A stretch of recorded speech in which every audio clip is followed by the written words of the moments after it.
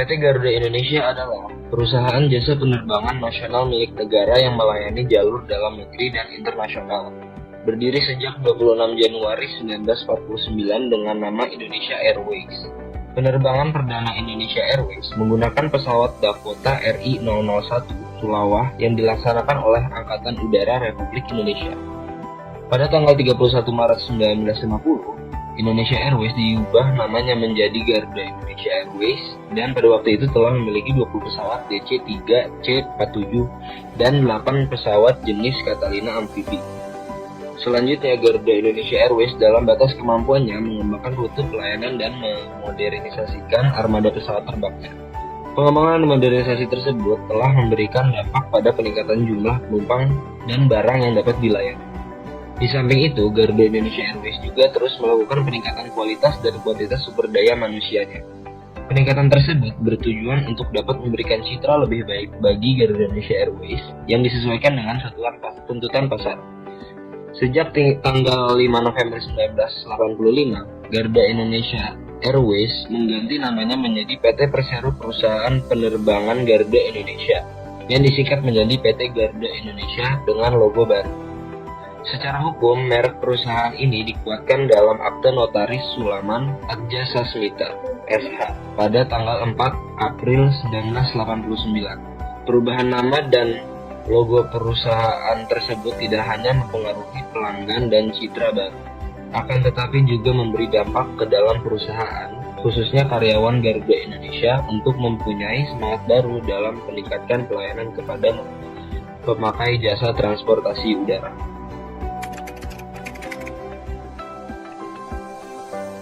Latar belakang masalah dari kasus adalah pemantauan kebijaksanaan atas pelaporan manajerial diperlukan adanya audit. Karena audit menjadi suatu proses untuk mengurangi ketidakselarasan informasi yang terdapat di antara manajer dan pemegang saham.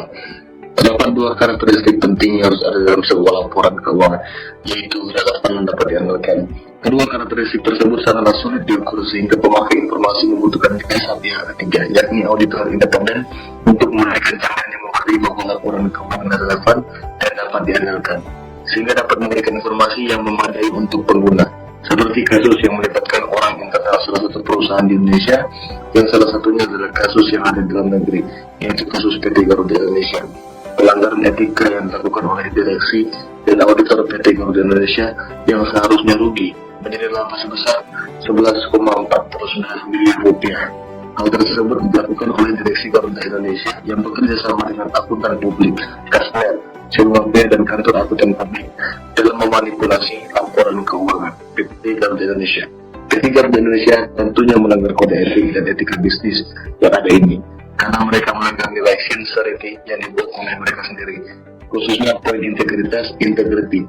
Mereka yang berbunyi menjunjung tinggi etika bisnis, akuntabilitas, dan tanggung jawab sosial dalam menciptakan budaya terpercaya. Namun, pada kejadian ini, mereka melanggar poin tersebut dengan cara bekerja sama dengan pihak lain, dengan cara mengurangi potongan harga dan kuota pengurangan harga, yang mana merugikan konsumen mereka sendiri, merusak citra baik mereka, dan juga merusak budaya terpercaya dari PT Garuda Indonesia. Gambaran umum kasus PT Garuda Indonesia. PT Garuda Indonesia merupakan perusahaan terbuka yang mengalami pelanggaran auditing terkait laporan keuangan tahun buku 2018. Kasus ini berlangsung selama 3 bulan, dimulai pada 1 April 2019 hingga pemberian sanksi pada 28 Juni 2019 oleh Kementerian Keuangan dalam konferensi pers bersama Otoritas Jasa Keuangan atau OJK. Pada tanggal 1 April 2019, laporan keuangan tahun buku 2018 PT Garuda Indonesia dipublikasikan di Bursa Efek Indonesia. Laporan ini mengatakan adanya laba bersih sebesar $809.000, namun lonjakan kerugian laporan keuangan pada tahun 2017 yang mencapai $216,58 juta. Hal tersebut menimbulkan kecurigaan terhadap pengungkapan tersebut. Selain itu, pada kuartal 3 2018, perusahaan ini masih mengalami kerugian sebesar $114,8 juta. Kasus ini semakin berkembang saat rapat umum pemegang saham RUPS mendapatkan pertentangan dari perwakilan PT Trans Airways dan Vinegold Resources Ltd terkait ketidaksesuaian PSAK dan Perjanjian Mahata.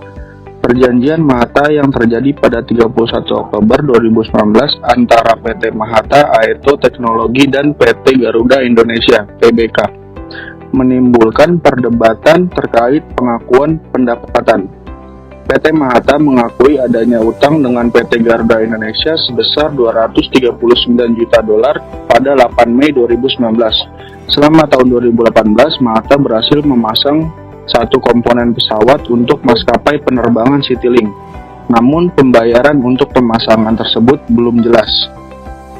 Pada bulan Juni 2019, Kementerian Keuangan menyelesaikan penyelidikan terhadap KAP dan auditor PT Garuda.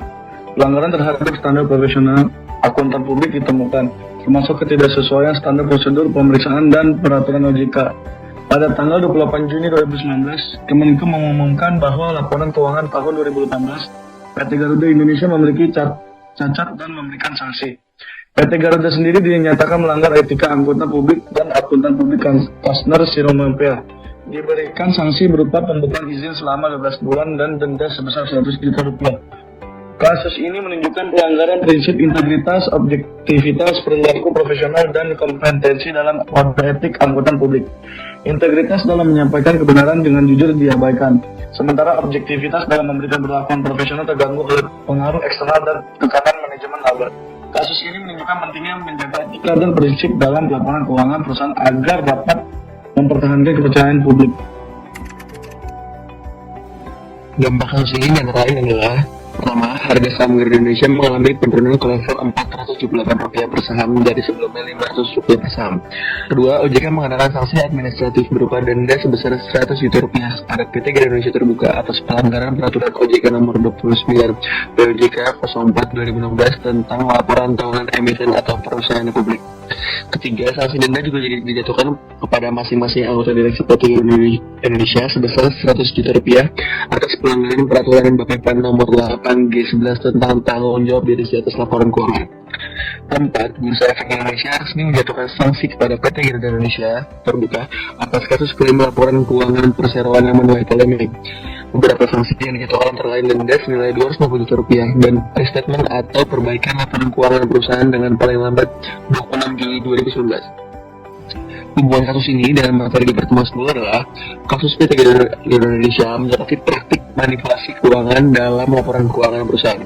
Direktur dan auditor bekerjasama untuk mengubah kerugian menjadi keuntungan dengan mengurangi potongan harga dan penetapan harga merugikan konsumen.